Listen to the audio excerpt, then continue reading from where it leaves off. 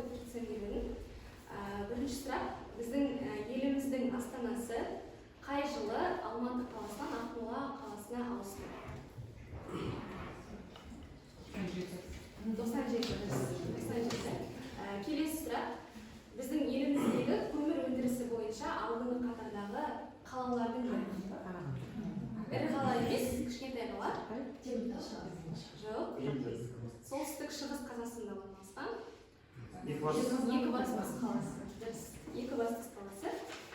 Келесі сұрақ, қазір бәріміздің қолымызда iPhone бар, иә? Сол iPhone ең алғаш рет 2007 жылы ең бірінші iPhone сатылған екен. Қай күн екенін білесіздер ме? 4 наурыз.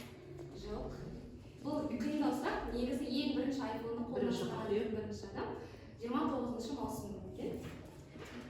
Келесі сұрақ, біздің Астана қаласындағы ұлттық университет. Еуразия ұлттық университеті. Соңғы сұрақ, көркем шығармалар арқылы адамның бойына адамгершілікті, мейірімділікті дарытатын пән қандай? Қазақ тілі мен әдебиеті. Дұрыс, жақсы. Аталған жауаптардың барлығы мені сипаттайды. Мен 1997 жылы туылғанмын. Екібастұз қаласында 29 маусым күні дүниеге келдім. Еуразия ұлттық университетінде білім алдым.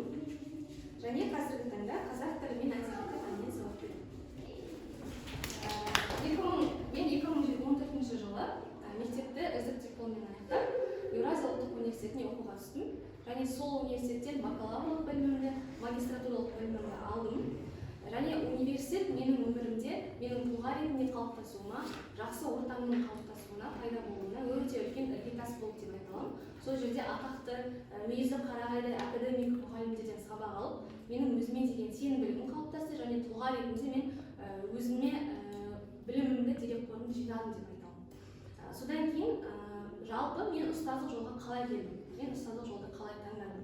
Өмірге әр адам келген кезде уақытын босқа өткізбей, бір өзінің пайдасын тигізгісі келеді, миссиясын орындағысы келеді. Мен де өзімнің өмірлік жолымда өзім өмір сүріп жатқан қоғамды, Қазақстанды жақсы жаққа өзгертуге алдыма мақсат қойдым. Және ол мақсатқа жету жолында менің ең тиімді әрі ең дұрыс деп шешкен таңдауым ол мұғалімдік жол болды. Өйткені мұғалім деген алдында отырған оқушының барлығының болашағына әсер ете алатын бірден бір адам. Осы орайда мен өзімнің ғылыми жетекшім, өмірлік ұстазым Қайырбек Кемеңгерұлы алаш танушылардың алашорданың тікелей ұрпағы, сол кісінің ғибрат жолы деген өлеңмен бөліскім келіп отыр.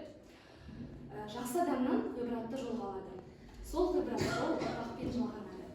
Ұстаз деген ғибраттың баламасы, ал осы жыр ұстазға арналады.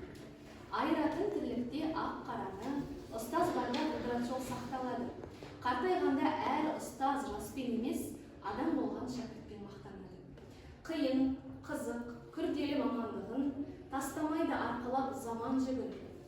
Талап етіп бойынан әр шәкірттің білім емес, алдымен адамдығы. Яғни әр мұғалім өз шәкіртінің бойынан ең алдымен білім емес, рухани құндылықты үзу керек. Әр оқушының бойына рухани құндылық тәрбие сіңгеннен кейін барып, ондай оқушының бойына білім тез дариды. Және өмірде кез келген адамның өзіне үлгі тұтар, ақыл кеңес айтар тәлімгері болады. Мысалы, әлемді, жарты әлемді жаулаған Зұлқарнайын Аристотельді, біздің ақын шәкәрім ұлы Абайды, хан Абылай Төле биді өзіне ұстаз тұтқандай, әр адамның өмірінде сондай бір ұстаз болуы қажет. Әр адам сол нәрседен мұқтаж. Және менің де мақсатым өмірде бір оқушыға болсын, сондай дұрыс жол сілтей алатын, дұрыс бағыт бағдар бере алатын адам болсам, менің ұстаздық миссиямның орындалғаны сол деп білемін. Жалпы негізгі ұстаздық жолдағы мақсатым 21 ғасырға лайық ұстаз болу. Ол дегеніміз цифрлық технологиялар жетік меңгерген, психологиялық білімді терең меңгерген және көп тілді маманды мен нағыз 21 ғасырдың ұстазы деп айтатын едім. Осы үш құндылықты өз бойыма сіңіре отырып, оқушыларға рухани тәрбие мен заманауи білімді қатар беру менің мақсатым. Жаңағы 21-ші минутқа қосаңыз. Өз сабағымда жалпы мен әр оқушының әр оқушының сабаққа белсене қатысуына мән беремін.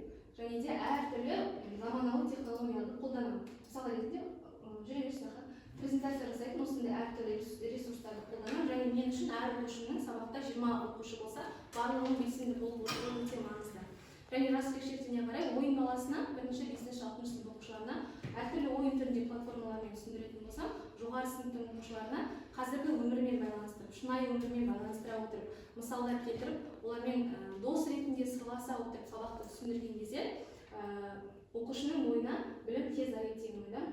Енді мына жерде өзімнің қолданатын ең үздік әдістерімді көрсетіп кеткен болатын. Олардың қатарына class time, word wall, play test және тағы басқа әдістерді алдым. Енді бұл жерде өте көп уақыт тығыз болғандықтан әрқайсысына бөлек тоқталмай ақ қояйын. Және заманауи қазіргі жаңашыл ұстаз менің ойымша психологиялық тұрғыдан қандай болу керек? Оқушы мен мұғалімнің арасын байланыстыратын негізгі күш мен мейірімділік деп ойлаймын. Енді кеңестік жүйемен өскен мұғалімдер бұл сөзіме келіспеуі мүмкін, сабақта қаталық болу керек деп те ойлауы мүмкін, бірақ оқушы мен оқушының негізгі қозғаушы күші ол мейірімділік деп ойлаймын. Оқушы мұғалімнен махаббатты және мейірімділікті сезген жағдайда ғана ол сабаққа қызығушылығы оянады. Мен тек Қазақстанның емес, шетелдік мұғалімдердің де іс тәжірибелерін қарағанды өте жақсы көремін. Мысал ретінде американдық 40 жылдық тәжірибесі бар мұғалім бар, Рита Персон деген. Сол кісі өзінің бір сұхбатында айтады, оқушы өзі жақсы көрмейтін адамнан ештеңе үйренбейді дейді. Мен бұл пікірмен толықтай келісемін. Кез келгенімізден қазір сұрасақ, мектептегі, университеттегі сүйікті пәнің қандай болды десе, есімізге бірден ең жақсы көретін, біз жақсы көретін, және бізді жақсы көретін мұғалім есімізге түседі. Ол өтірік емес.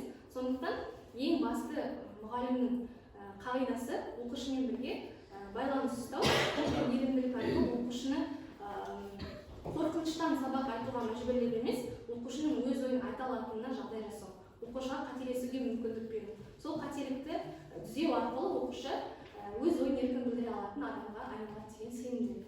Және осы жерде отырған барлығымызға ортақ бір мақсат бар.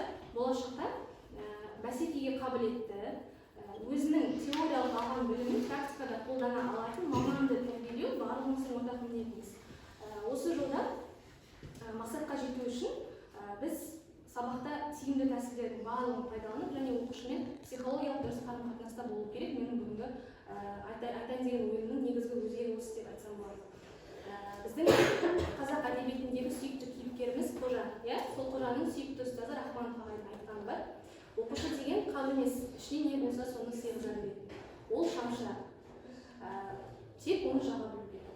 Бірақ оны жағу үшін мен айтар едім, оқушының бойындағы шамшырақты жағатын адамның өзінің ішінде оты болу керек.